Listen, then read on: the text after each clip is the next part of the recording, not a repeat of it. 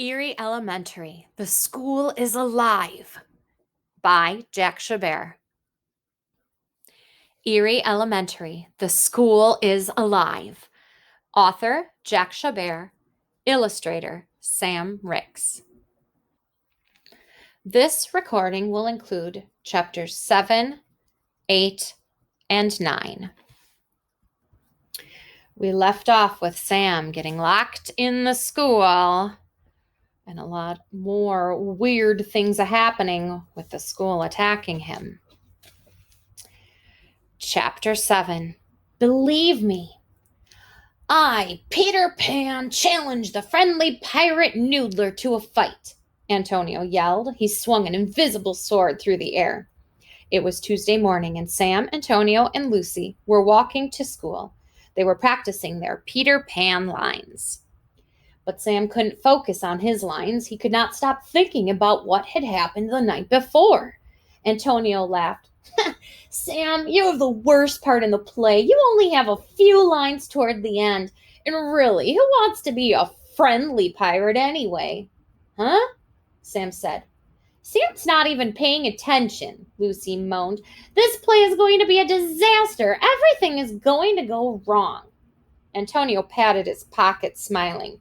Not as long as I have my lucky sandwich. Antonio and Sam had been friends since kindergarten, and Antonio had always carried a peanut butter and jelly sandwich around in his pocket. Sometimes he carried the same sandwich around for weeks.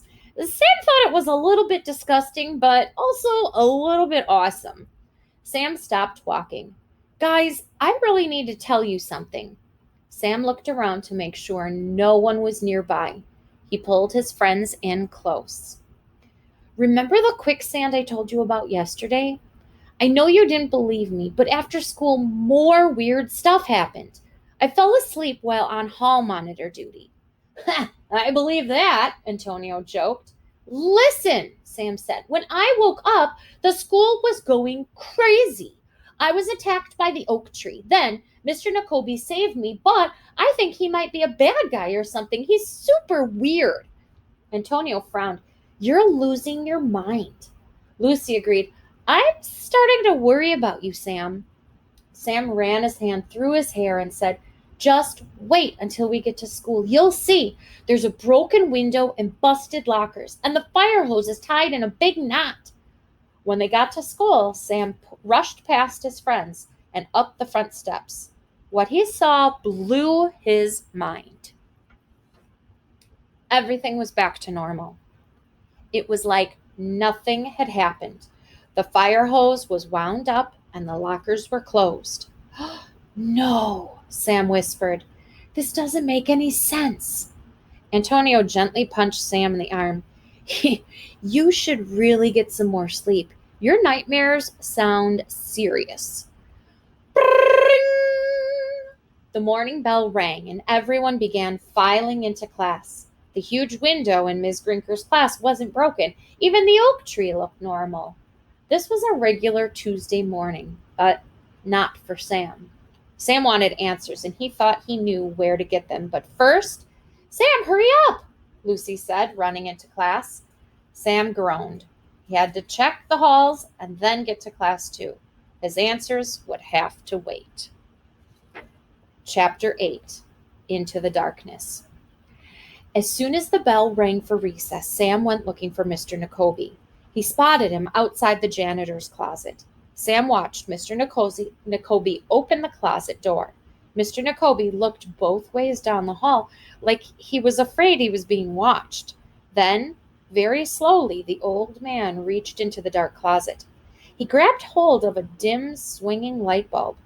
Mr. Nakobe tugged twice on the light bulb. Brrrr.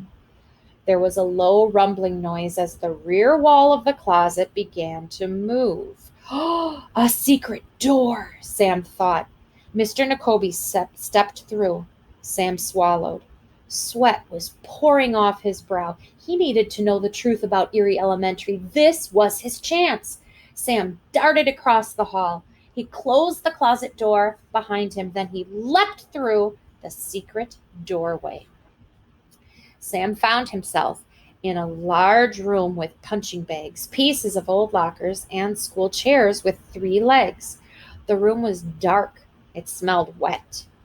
"Sam Graves," Mr. Nakobe said, "I've been waiting for you." Sam cut him off. "What happened last night, and how is everything back to normal today? I know I didn't imagine all that stuff." Mr. Nakobe said, "You imagine nothing. Place your hand against the wall, Sam, and focus."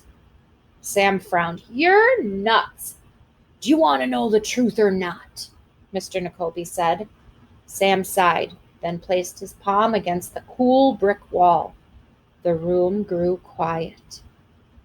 Then he heard it, the soft sound of air blowing. And he felt it. The wall was gently swaying. It was the school. The school was breathing. Sam backed away from the wall. "Whoa, what's happening?" he stuttered. Mr. Nakobe walked toward Sam. As his face passed through the shadows, he looked almost inhuman. "Eerie Elementary is alive," Mr. Nakobe said. Sam shook his head. "That can't be. That's impossible." Mr. Nakobe continued. "This school is a living, breathing thing. It's a beast, a monster. And there is only one person who can keep its students safe." "Who?" Sam asked softly. Mr. Nakobe stooped down until he was face to face with Sam. "You, Sam Graves, the hall monitor." Chapter 9. Hero?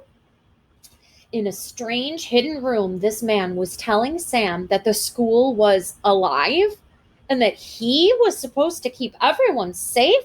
He couldn't believe it. "I, too, was a hall monitor," said Mr. Nakobe. "Eerie Elementary's first hall monitor. And since then, I've been here to fight the school and protect the students, but now I am old and weak, and the school knows it. The school knows that now is the time to strike. It is planning something big." Sam collapsed in a chair. There were goosebumps all over his body. "But how can the school be alive? I don't understand." "The source of the school's power is a mystery," Mr. Nakobe said. "But I know this. It is evil. It feeds on students, and it has not fed in a long time. It is hungry." Sam's heart was pounding. Mr. Nakobe continued.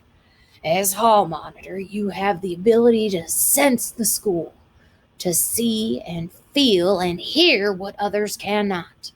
But you must be careful, because the school can sense you too. It has attacked you twice already. It knows you are its enemy." Sam gulped. Mr. Nakobe said softly, "You must be our hero now, Sam Graves." "Do I have it in me?" Sam wondered. Sam thought about the quicksand and the tree and the lockers. What if that had happened to Lucy or Antonio? The school could have eaten them. And if the school is planning something big, then my friends are in danger. Sam turned to Mr. Nakobe and said, "Okay, I'll do what I must." Mr. Nakobe smiled. "Good." "So now what?" asked Sam. "Now you must begin your training," said Mr. Nakobe. He yanked on a filthy white sheet, uncovering what looked to be a large metal monster. Then he walked back and out through the secret door, leaving Sam all alone. Or so he thought. We'll pick up next time with Chapter 10, The Machine. Thanks for reading.